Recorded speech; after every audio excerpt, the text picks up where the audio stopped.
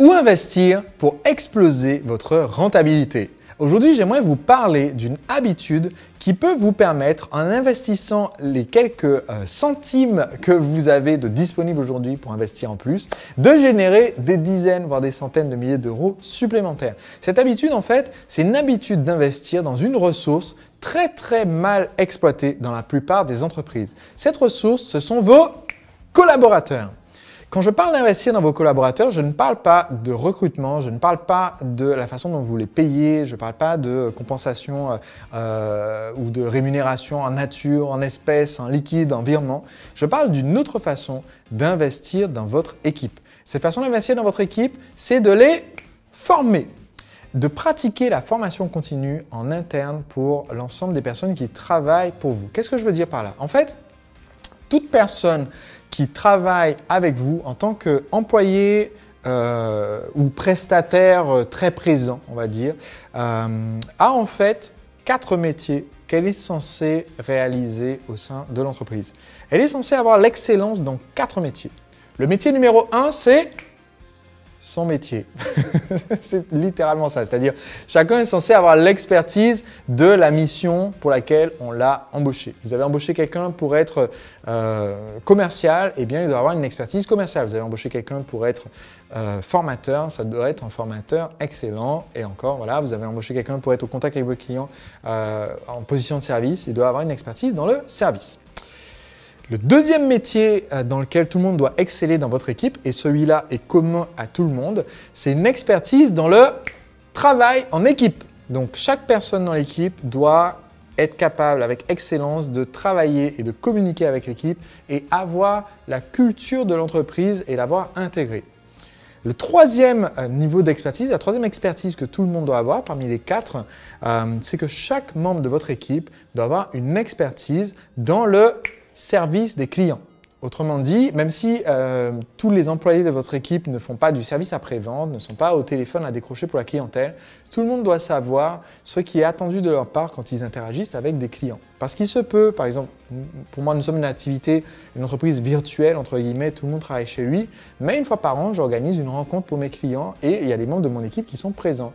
Eh bien, même si on a une fonction technique dans l'équipe, même si on a une fonction qui, par défaut, n'est pas en contact direct de la clientèle, là, c'est l'occasion d'être en contact avec la clientèle.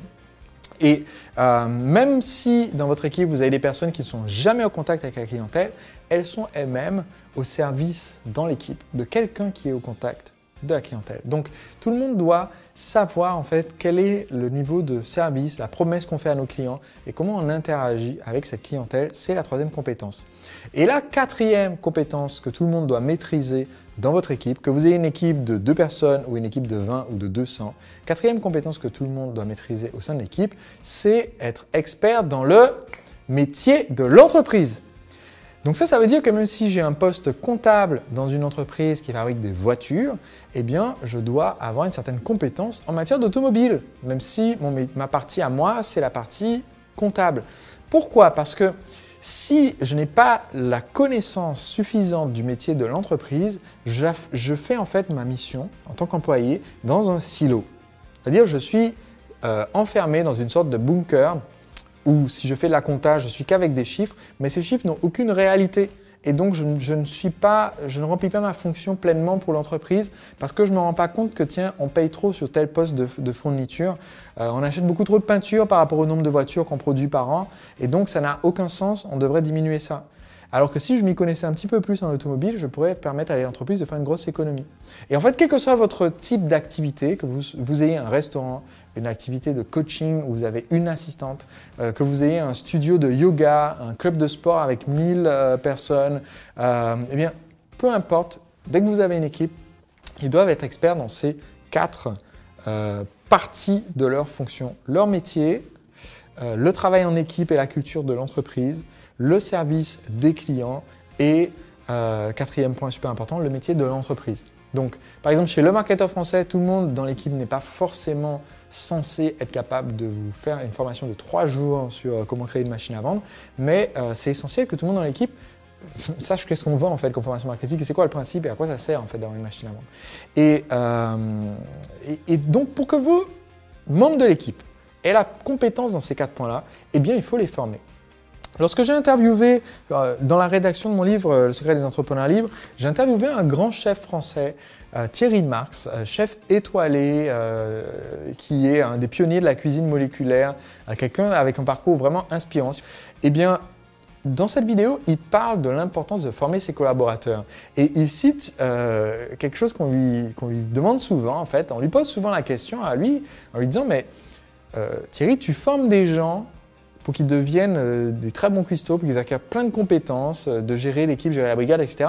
Mais qu'est-ce qui se passe quand tu formes ces gens-là et qu'ils s'en vont ? Pourquoi est-ce que tu continues de former les gens si tu vois qu'ils deviennent super bons et qu'ils s'en vont ?» Et sa réponse, c'est toujours « Je préfère qu'ils deviennent super bons et qu'ils finissent par partir, plutôt que ces gens-là restent médiocres et restent. » Et c'est vrai que c'est une attitude importante.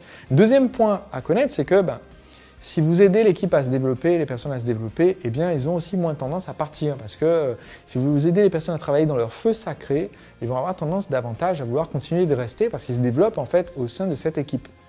Et donc, pour moi, c'est très très important que vous compreniez cette importance de la formation de l'équipe en interne. Parce qu'elle peut venir de plusieurs méthodes, cette formation. Ça peut être une formation qui vient purement en interne, qui vient de vous. Par exemple, j'ai créé des modules de formation pour mon équipe, pour quand un nouveau membre rejoint l'équipe pour qu'ils comprennent le métier. Régulièrement, j'enseigne des choses à l'équipe, je partage des choses pour qu'ils comprennent mieux les tenants et les aboutissants de leur mission au sein de la mission de l'entreprise. Donc, c'est une façon de faire. Deuxième façon de faire, c'est toujours de la formation en interne, mais c'est une formation en interne entre les membres de l'équipe. Autrement dit, permettre à chacun de partager son expertise. Et ça permet donc à chacun d'entendre les gens qui viennent d'autres départements expliquer les tenants et les aboutissants de leur rôle à eux.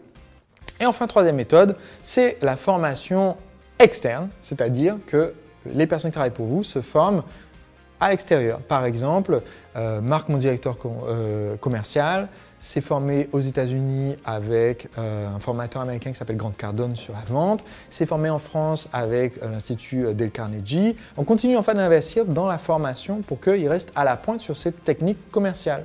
Et donc le poste de formation est un des postes de dépenses les plus importants pour mon entreprise, mais c'est un des postes qui nous rapporte le plus parce qu'on a des personnes qui sont formées et qui sont à un haut niveau. Et également, on investit en achetant des livres. Vous voyez, je vous parle tout le temps, ça c'est mon livre. Mais dans les épisodes du lundi, là en fait, je regarde de ce côté de la caméra parce qu'il y a une pile de livres comme ça. J'ai tourné certains épisodes de mon podcast du lundi, donc j'ai des livres partout ici. Et en fait, je lis 1 à 3 livres par semaine. Mais aussi, je demande de la part des membres de mon équipe qui lisent régulièrement des livres qu'on achète sur un compte Kindle pour l'équipe qui permet en fait à chacun du coup d'apprendre et se former davantage. Et si vous faites ça, vous allez pratiquer un des proverbes que m'a appris un de mes mentors quand je démarrais mon entreprise. Et il m'a dit, si tu mets les centimes de ton portefeuille, si tu investis les centimes de ton portefeuille dans ton cerveau remplira ton portefeuille de gros billets. Et ce proverbe, je ne l'ai jamais oublié et je l'applique aussi aux membres de mon équipe et ça donne des résultats formidables.